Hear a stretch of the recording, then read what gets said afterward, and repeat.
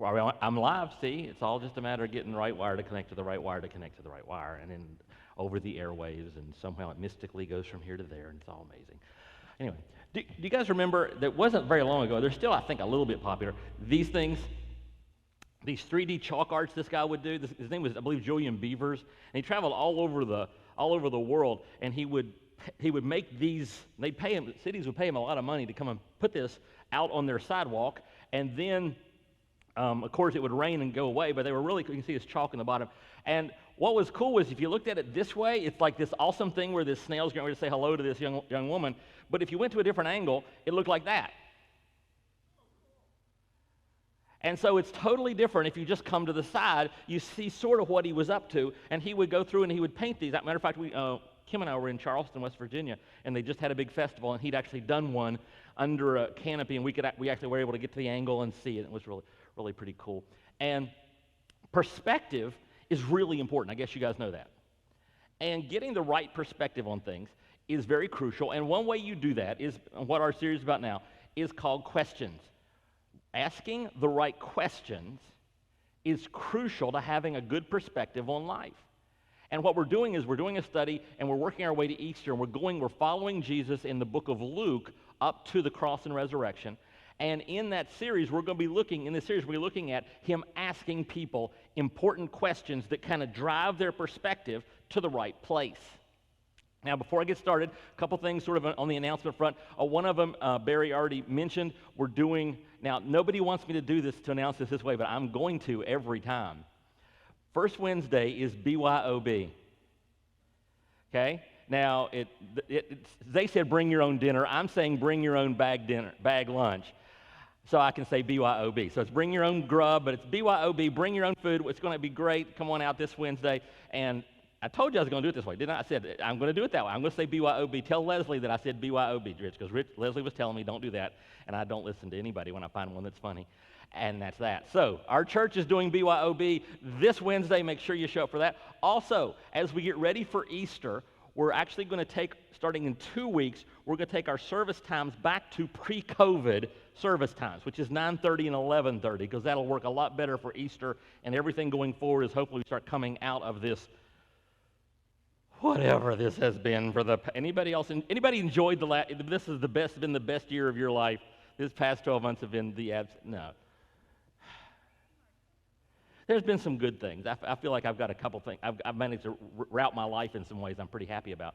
But there's an awful lot of big pile of crap over here, too, that we've had to endure. So anyway, today we're going to be looking at a guy, and one of the things that can happen when you're going through what we're going through is you can get really, or you can feel stuck. Anybody felt stuck in the past year? Like you're pushing, and there is nothing happening. You know, you're trying to move this locked door. If you play video games, sometimes you'll come across an open world game, and there'll be a door, and the people who made the game didn't bother to program anything behind that door, so it's just a door.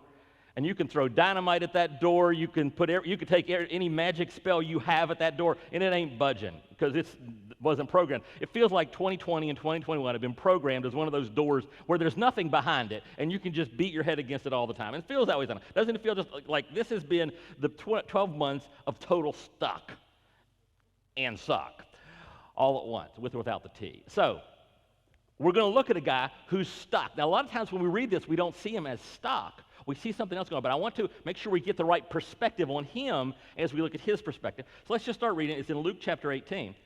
And a certain ruler comes up to Jesus and asks him, "Good teacher, what must I do to inherit eternal life?" And so we're going to stop and get perspective before we go any farther than this. Because as a 21st century European American, Western people, when I see inherit eternal life, what does that mean for most of us here in the room and watching online? What does inherit eternal life mean? Go to heaven when you die. That's how we hear it, because that's what we've been trained to hear. That's not how they thought of things. That's not how he would have thought of things. He was not asking Jesus, how do I get to heaven when I die? He wants to inherit eternal life now. He wants to live God's kingdom on earth. Jesus in John 10 put what he came. He says, I came so that everyone would have life and have it in its fullest. This dude wants the full life that comes from living God's kingdom principles, God's kingdom power, all the things that come with God's restored kingdom. That's what he wants in his life. He doesn't have it. He knows he doesn't have this restored kingdom life, this God's kingdom life, so he is asking Jesus, what do I do to get into that? How do I gain this inheritance of kingdom life that you seem to be talking about? Jesus then comes back. Why do you call me good? Jesus answered. No one is good except God alone. We're not going to spend much time on that verse because I want to get to the next one. You know the commandments. You shall not commit adultery. You shall not murder. You shall not steal. You shall not give false testimony. Honor your father and mother. Basically the 10 Commandments pointing to the law, the entire law of Moses from the Hebrew Bible. And then he says this, all these I have kept since I was a boy, he said. And again, we have to stop and get perspective. Because my tendency is to say, what a cocky guy. He thinks he's kept the 10 Commandments his entire life. He thinks he's never coveted. That's not what he said. He says, I've kept the commandments. The commandments are the law. The law has a provision for what to do if you violate it. You're living within the law if, when you covet, you then go to the temple and make the right sacrifice. So what he's saying is not, I've lived perfectly my entire life. What he's saying is, I've lived within the confines of God's rule book spelled out in the Hebrew Bible, and when I've failed, I've made a sacrifice. That's what he's really saying. He's not saying I'm perfect. He's saying, I've tried to live God's rule book, and it's not worked, okay? All these I've kept since I was a boy. When Jesus heard this, he said to him, you still lack one thing. You still lack one thing, okay? He says this. Sell everything you have and give to the poor, and you'll have treasure in heaven, then come follow me. Now, if I'm reading this, my normal way of reading this, I'm going, that's some mean stuff right there. That's Jesus is just saying, but remember this story, this same story is in Matthew, Mark, and Luke. All three of those Gospels tell this same story. And in the other two, there's a line that's missing in Luke. Luke decided not to include it. It says in Mark and in Matthew, Jesus looked at the man and loved him. So let's get the picture. Dude walks up to Jesus and says, how do I live the kingdom life now? How do I get to where I'm living God's best now, okay, in a real sense? God's kingdom life now. And Jesus said, let me paraphrase this, have you tried the rules technique? Have you tried the technique where you just follow all of the rules, where you live your life according to a set of rules? Have you tried that technique? The one that's spelled out in the Hebrew Bible. And the dude says, yes, I've tried living the rule book. And apparently he's saying, it didn't work for me. Living the rule book didn't bring me into God's purpose for my life. It didn't bring me into the joy of God for my life. None of it showed up when I lived this. I want something more than just the rule book. And then Jesus says, sell all your stuff. But remember, when Jesus said, sell all your stuff, he was saying it out of what? Love. Jesus is looking at this guy and saying, here's the thing. Here's what you lack that is keeping you from the full life God has for you. And it's your stuff. Right? Because let me make sure we understand this about Jesus. Everything Jesus does is an expression of his love. Jesus doesn't do anything that's not an expression of love. So when he looked at the guy and says, I want you to get rid of all your stuff and give it to the poor, it was him saying, I am loving you. You are blocked from what God wants in your life because of this. You lack this. You lack this proper perspective on stuff.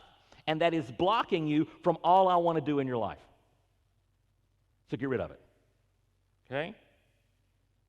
And unfortunately, when he heard this, he became very sad because he was very wealthy. Hello? Jesus looked at him and said, how hard is it for the rich to enter the kingdom of God? And now, if you'll notice, remember, what did the guy say at the beginning? He said, inherit eternal life. How did Jesus rephrase it? Kingdom of God. Live into the kingdom of God. It's hard for the rich to live into the kingdom of God. Indeed, it's easier for a camel to go through the eye of a needle than for someone who is rich to enter the kingdom of God. Rich people, it's impossible for them to get into this because the perspective they have blocks them from it. Okay? And so let's put this guy's problem. What did he lack? He lacked a proper perspective on possessions. He didn't understand the purpose and power and value of money. He thought the purpose and power and value of money was to accumulate it for your own good. Matter of fact, let me show you this. See, what's happening with his money, it says, Jesus said, no one can serve two masters, for you'll hate one and love the other. You'll be devoted to one and despise the other. You cannot serve both God and money. And the reality is, you can take that word money and put anything there. You can't serve God and blank. But in his case, it was money. That was his perspective problem. Paul to Timothy wrote, the love of money is the root of all kinds of evils. Money's not evil, but the love of money is the root of all kinds of evil. Some people, eager for money, have wandered from the faith and pierced themselves with many griefs. And what has this young man done? What has this ruler done? He has pierced himself with many griefs because he has an improper perspective on money. And what all of us can do, and I think Barry pointed this, I did this in a sermon a few years ago, just to give you a quick update on it, okay? This blocks us, finances and stuff block us from God's best because of the perspective, because anytime anything else becomes our source of significance, it blocks us from God's best in our life. Because what's supposed to be our source of significance? God. I am made in the image of God, and my significance comes from there. And we do tend that way, don't we? We tend to think our significance comes from our stuff, and that's what this guy thought. His significance came from how much stuff he could accumulate. But your significance is not supposed to come from that. His source of security came from that. Anybody have a problem with that one? Where does your security come from? Well, it's social security, right? No, that's right. It's financial security is the number one thing. I mean, what do we, what do we ask?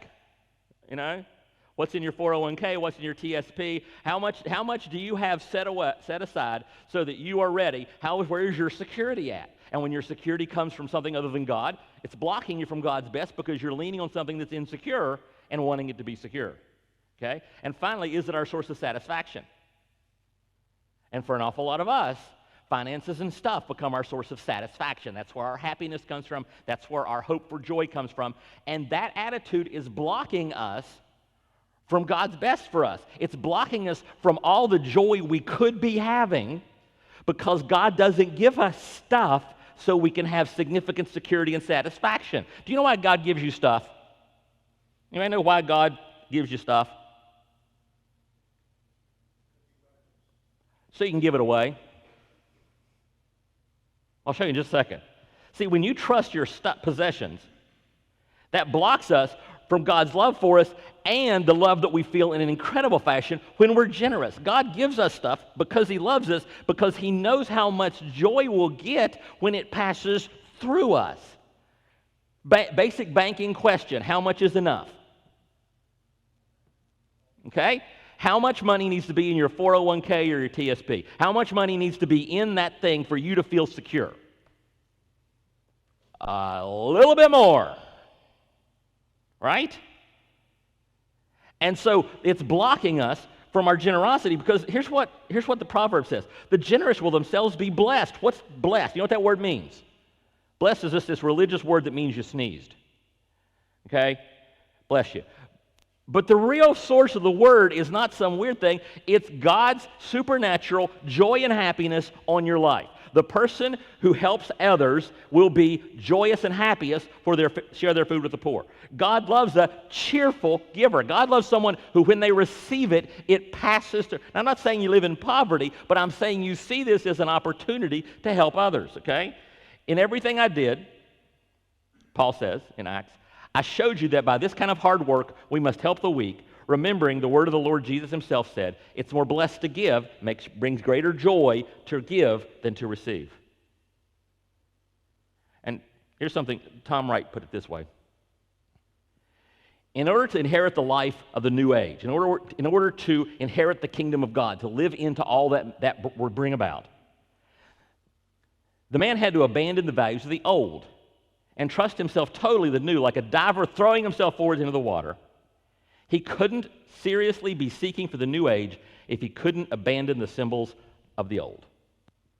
He was holding on to the old symbol of the old age, which was, if I can acquire enough stuff, I'll have safety, security, satisfaction. And he couldn't hold on to that, so he's all messed up, and he is going, Jesus, what do I got to do? And Jesus says, one thing you lack. And the one thing this fellow lacked was a proper perspective on money. Okay? Do you think that's the only thing that can hit you in these three categories? Are finances the only thing where you can try to find your significance and your security and your satisfaction? Is that the only thing? Is money the only one? No, not at all. Almost exactly a year ago, working with our realtor, my wife and I found an amazing house that we moved in about it almost exactly a year ago. And we were buying it at this time last year. And we love our house. We absolutely love our house. It's the right size for this stage of our lives, which is the hint for people who have younger and medium children. Do not stay in a house that's so big they can all come back. Because if they can, they might. Okay? So we moved out of the big house with the bonus room and the bedrooms and all, and we moved into a nice medium-sized house where if our kids want to stay with us for a little bit, they can. Matter of fact, one of our daughters is currently staying in our bonus room, and we know that's temporary because there's no heat up there. And there's no air there, so March is good. June will not be, right? So we're good. We've got this programmed out, okay?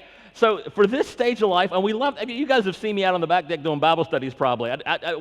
This house, we moved in just in time for all the COVID crap, and it's been like a respite. It's been a haven for us this whole time.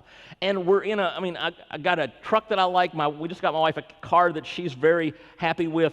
Our kids, 2 of the 3 daughters, live within distance. The grandkids were over last night. We've kept them in our bubble this whole time. So my 4 grandkids were in the house, 2 of my daughters, the other daughter's planning to move back.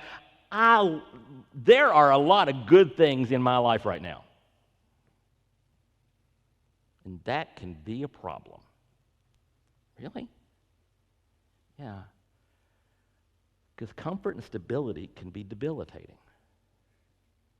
Comfort and stability can be crippling. The book of Amos, a dude named Amos, said this: woe to those who are at ease in Zion and to those who feel secure in the mountains of Samaria. And then the notable men of the nations. Woe to those who are at ease in Zion, those who are comfortable and stable, who are really comfortable and stable. You know, why is that? I am a servant of God. Some of you guys have been PCS'd a few times. A few people in the room, and on one line, you've been PCS'd. And the government says go there, and what do you do when the government says go there? You go there. Okay? Because you really don't have much to say. Well, here's the thing about serving Christ. I'm allowed to say no. It's a bad idea, but I have that ability to say no. And I've been very, very much aware recently that if God says go, he's going to have to say it really, really loud. Now, I'm not expecting him to. I expect to be here for at least another decade. I think God's got me where he wants me. I think that. But if this is not it, this comfort and stability that I have is going to make it hard for me to do something else. I don't want to leave my grandbabies behind. I came in the living room, I was in the office studying for the sermon, and I came in the living room, and Samuel, the baby, was there, and he was getting ready to go to sleep. He was almost asleep. His mom was giving him a last little bite, little nip, as before he went to sleep. And I came in, and I said something, and he went, poof. And he's looking at me, smiling, because Samuel knows the butternut Papa he's not even a year old yet, and he already knows how important it is to keep Papa on your good side. That's a wonderful feeling. That's an amazing thing. But here's the thing. Maintaining comfort and stability can block our obedience. It can make it really, really hard to do what God asks us to do if, from our comfort and stability, we're finding those 3 things. If our significance, our security, and our satisfaction are coming from our comfort and stability, it can be very hard to obey God. I don't want to do that because that could mess up my comfort and stability. If you've got a good job that you love, sometimes it's really hard to say, oh, I can't do that. Either A, I don't want to leave this job, or B, I don't want to upset the people in this job. And it can be very, very hard to be obedient. Jesus, though, put it this way. Jesus talks about, whoever wants to be my disciple must deny themselves, take up their cross daily, and follow me. And taking up a cross only went we say, oh, that's my cross to bear over a hangnail. No, bearing a cross meant you were going to die. Okay? And let me finish this. For whoever wants to save their life will lose it. Whatever loses their life for me will save it. Now, I'm not saying you have to be uncomfortable to be in God's will, but I am saying if you let comfort get too much control of your life, it will block you from doing the things God wants you to do. There's this guy in the Old Testament, in the Hebrew Bible, named Abram, and Abram is a comfortable person. He has a very good life. Okay? He's middle-aged. He's doing things right. And the Lord shows up to Abram and says, leave your country, your family, your relatives, and go to the land I will show you. I will bless you and make your descendants into a great nation. You'll become famous and be a blessing to others. I've got amazing things to do for you, but you know how you get there? Get uncomfortable and give up your stability. Matter of fact, I've always thought this is a crazy thing. Give up your country, give up your family, give up your relatives, and go that way. He didn't even tell him where to go. He said, go west. God says to Abram, you've got an incredibly stable life here. Your family is here. Your possessions are here. You're from a wealthy family. I want you to take just what you can carry and go west. And Abram did, later renamed Abraham. Okay? Because he realized that his comfort and stability couldn't provide him significant security and satisfaction. Those only came from God. Okay, one more. This one's going to freak you just a bit. Remember our snail? We looked at the snail from the angle that the artist intended, and it looks like this. And we looked at an angle other than that, and it looked like that. Which is right? Which is true?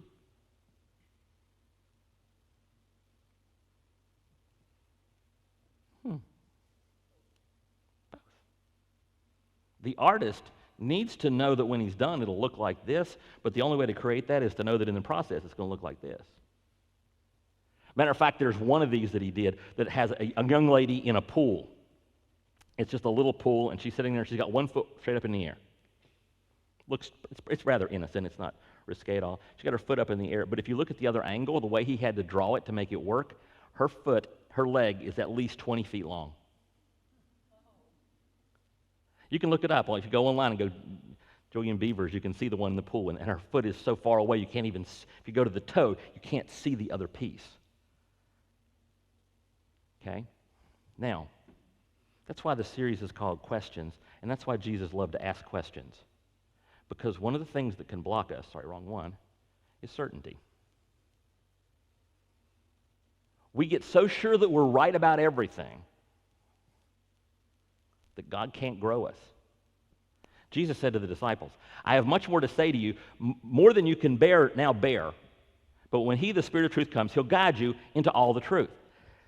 You understand this. This is going to make so many of you uncomfortable. Okay? But growth comes as God leads you into more and more and deeper truths.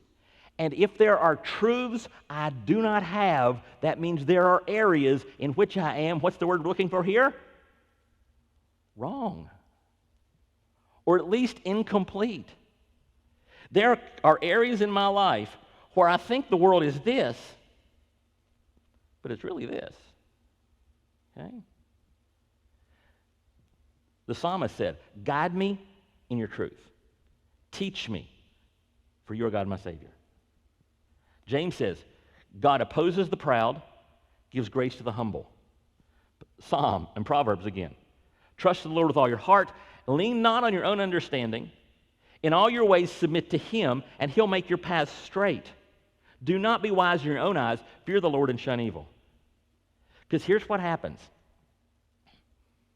It is so comfortable to lock into a perspective, to look at things from the snail angle and not the chalk art angle.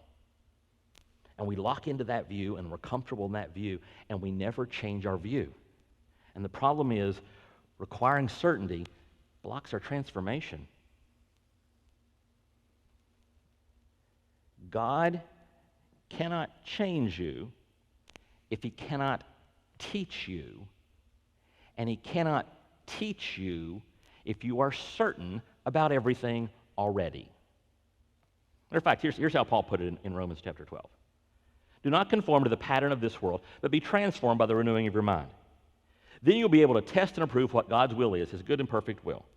For by the grace given me, I say to everyone, do not think of yourselves more highly than you ought, but rather think of yourselves with sober judgment, in accordance with the faith God has distributed to each of you.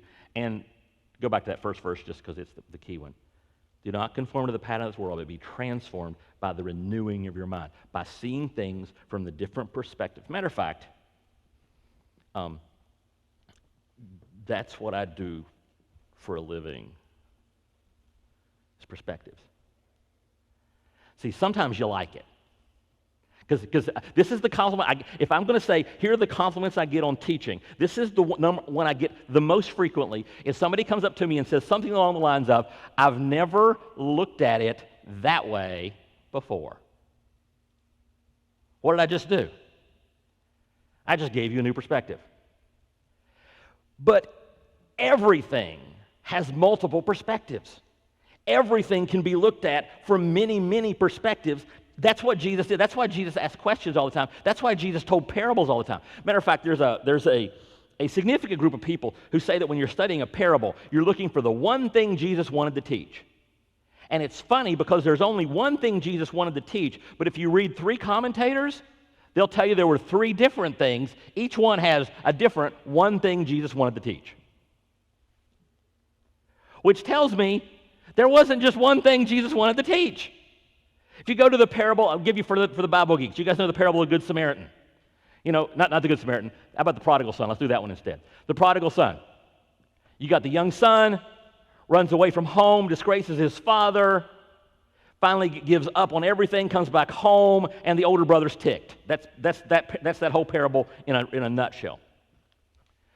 Who's the parable about? Some people say it's about the young son. You're supposed to watch the young son and see God's forgiveness and grace once he finally turns back to God, the Father's God. Some people say the Father is the one that matters. The Father is the one because the Father is the one who's granting forgiveness. The Father is the one who's loving his Son. And some people say, and the text is really strong on this one too, that the older brother, the one who is ticked off because God, the Father, is lenient to the younger son, that he's the one who's the important perspective. Do you know what the right answer is? All of them. Matter of fact, I forgot to look this up this morning. I'm going to do a series because I did a sermon retreat.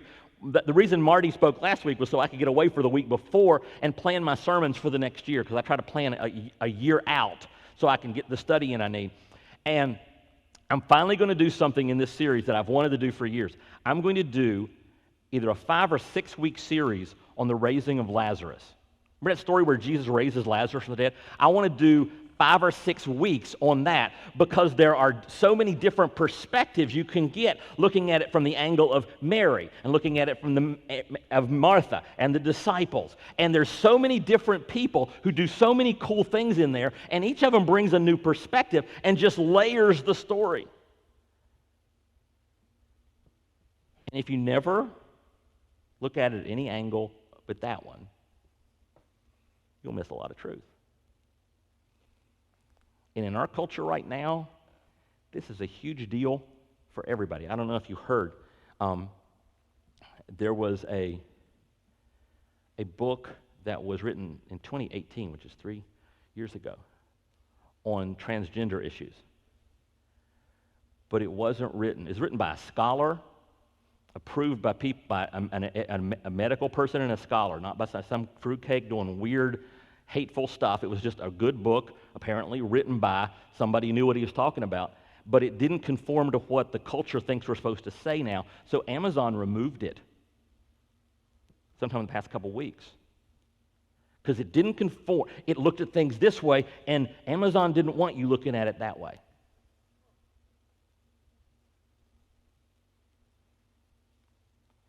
And so everybody who's out there, they want you to see it this way, and they never want you to look at it this way.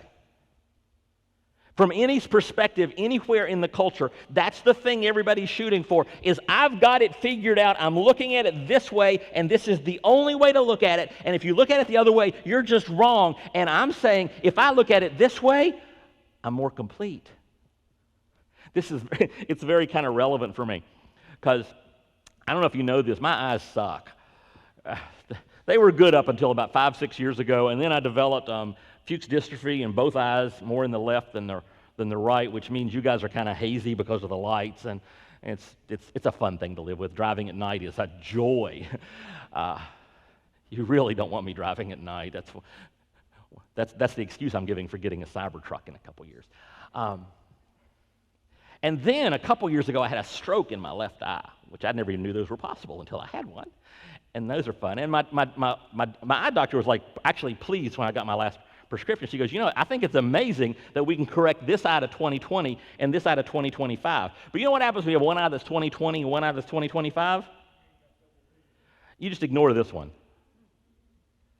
I am I've always been right eye dominant, and now it's like crazy. Which means you go to your eye doctor and they have the little chart where they give all the tests, and they got the one where mine's got a little monkey. And there's a monkey, and they turn it like this, and the monkey's supposed to move because it's three-dimensional. You ever seen get the three-dimensional eye test? Some of you guys just pass it so easy you don't even think about it. I look at it and go, I got nothing. None of them are moving. There's nothing going on here. There's nothing to see here. Because the only way you can get perspective, the only way you can get 3 dimensions, the only way 3D glasses work is if you're using both eyes. You have to use this one for one angle and then this one for another angle. And those two come together to give you 3 dimensions. Do you know that? Scientific truth today. Okay?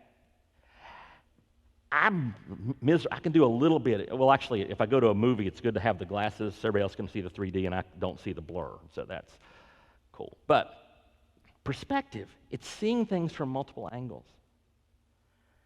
And if you're not willing to look at things from different angles, if you're locked in on one perspective on things, when I'm studying for my sermons, I've got a program called Logos, and it pulls up. As soon as I pull it up, it pops a ton of commentaries and things.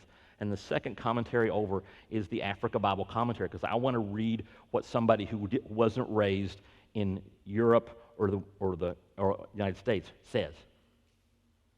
It gives me another perspective.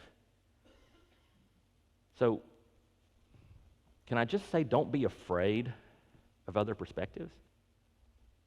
That's where truth comes in. That's where depth comes in.